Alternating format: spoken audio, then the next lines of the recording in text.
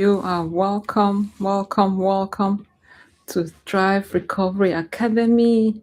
It is my pleasure to be here. You are all welcome. Let me say something that might shift how you see yourself. You are not weak. You are not failing.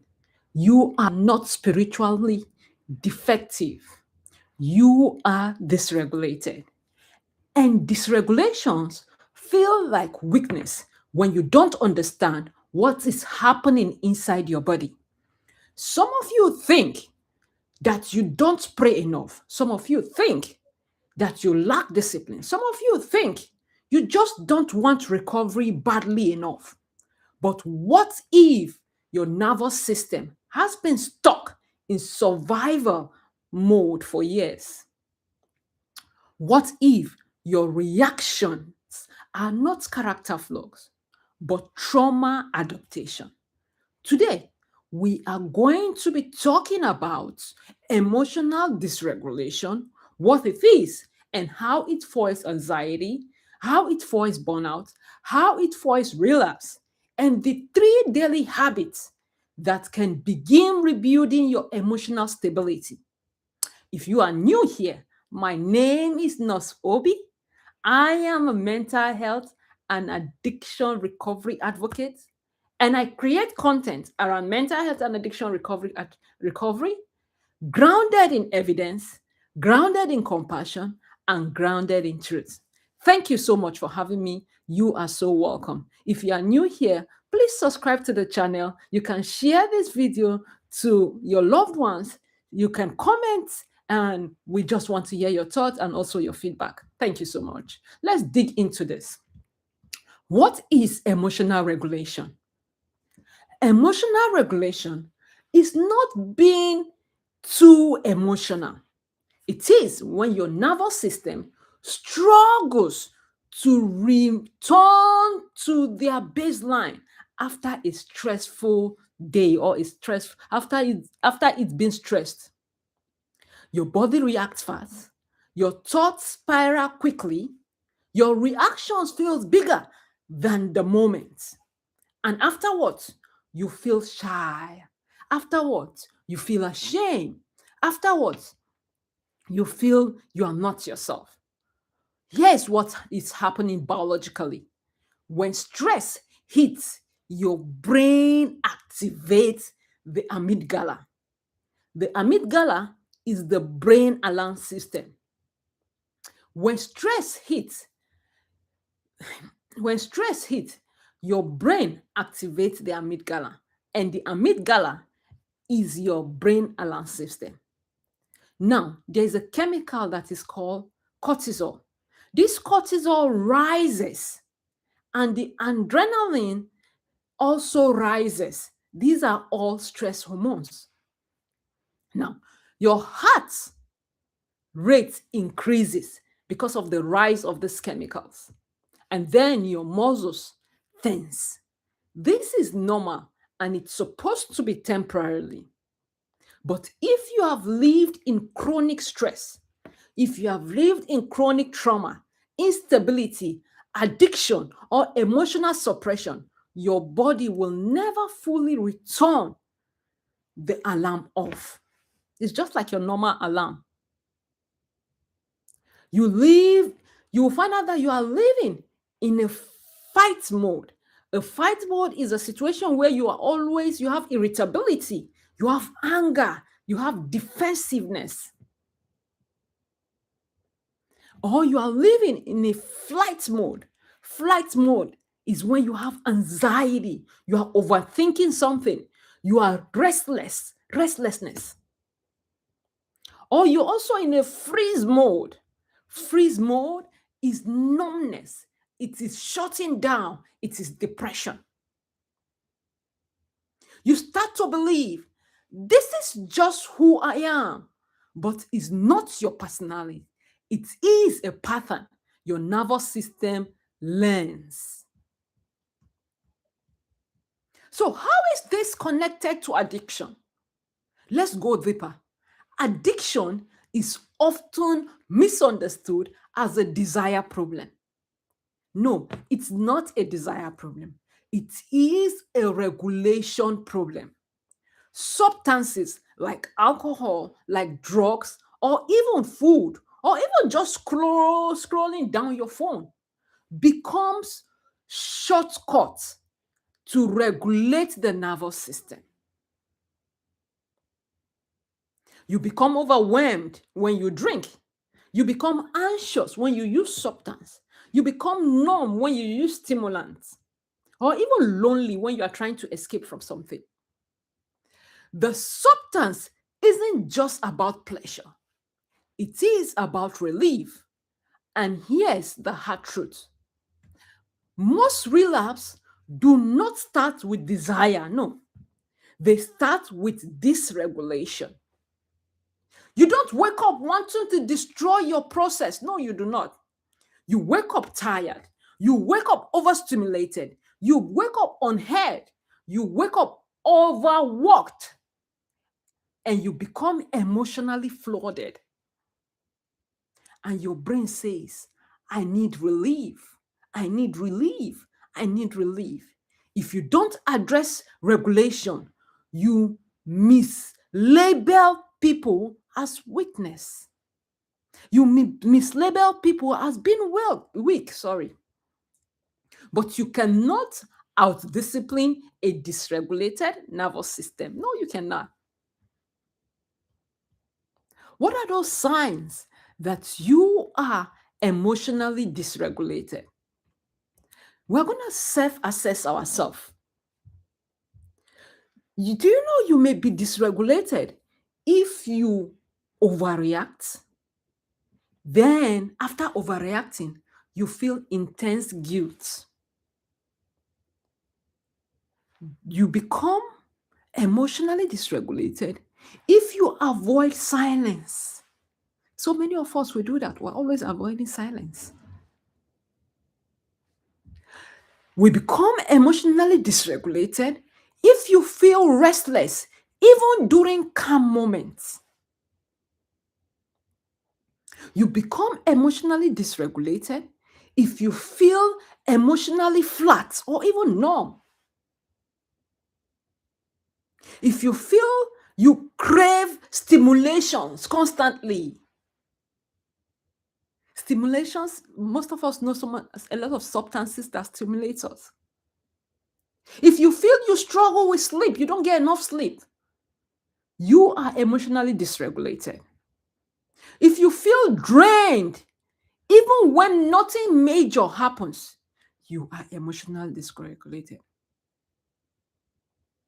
Or you are that one that will say, I don't know why I like this.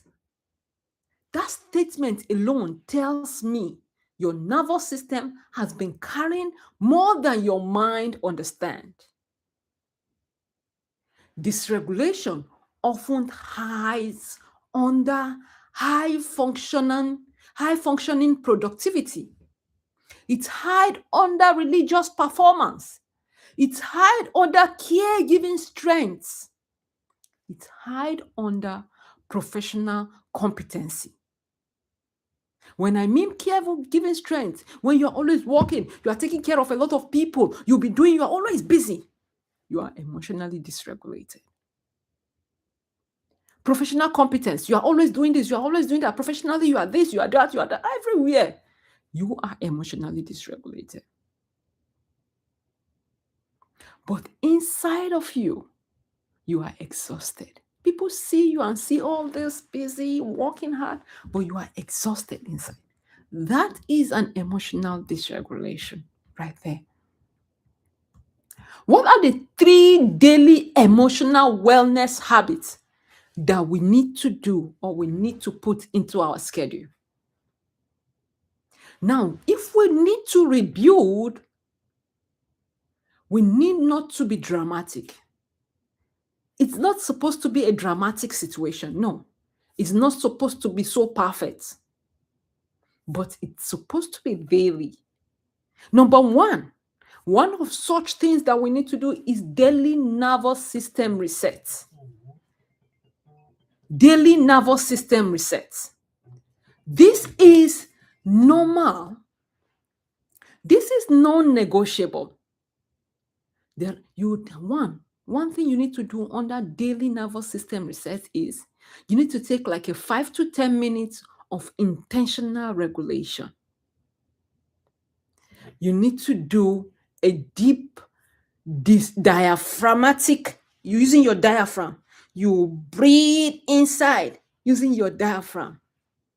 Sometimes you need to do like a cold water treatment.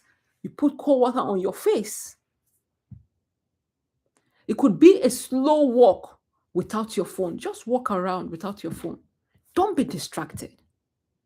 It could be a grounding system where you have to ground yourself. You have to name things you see, like name 5 things that you see around, name 4 things that you see around, name 3 things that you see around to 0 thing. Yes. Why? Why do you have to do that?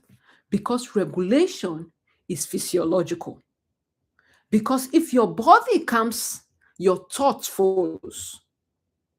This is a real prevention at the biological level. When you regulate your nervous system, you are doing relapse regulation at what? At the biological level. Now, number 2 way you can imbibe this in your daily schedule is emotional naming practice. There's an adage that says, if you can name it, then you can tame it. If you can name it, then you can manage it. Instead of saying, I am mad, why don't you say, I feel dismissed? I feel overwhelmed. I feel unappreciated. I feel overstimulated. When you name your emotion specifically, you activate the prefrontal cortex. You know the prefrontal cortex is where the emotional regulation is? The rational part of your brain, which is the prefrontal cortex, you regulate it, you activate it when you name your emotion. And it specifically lowers your intensity. Most people relapse not because emotions are too big, but because they are too undefined. You have to define your emotions. Number 3, daily habits that you need to imbibe is identify anchoring. You need to identify anchoring, also called identity anchoring. Your recovery requires you identifying or identity building. Stop saying, I am trying not to relapse. You start saying, I am learning emotional regulation. You start saying, I am rebuilding stability. You start saying, I am someone who is healing. Identity shifts behavior. If you can identify it, then you can manage it.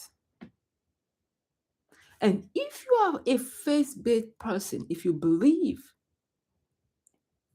have belief in something, remember, transformation begins in renewing of your mind. The Bible says, renew your mind. It is not something that you need to be ashamed of. It is not something that you need to be scared or be afraid of, but it is in the renewal.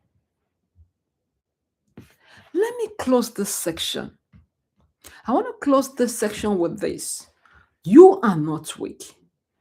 You are not failing recovery.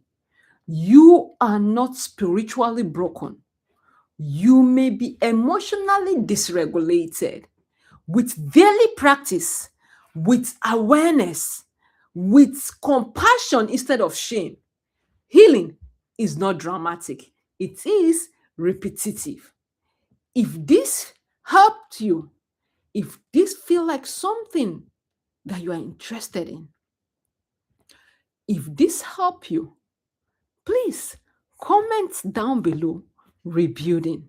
Subscribe to this channel for more content on emotional stability, more content on addiction recovery, more content on your nervous system healing, and share this with someone you think they are weak, someone you think needs it when they are actually overwhelmed.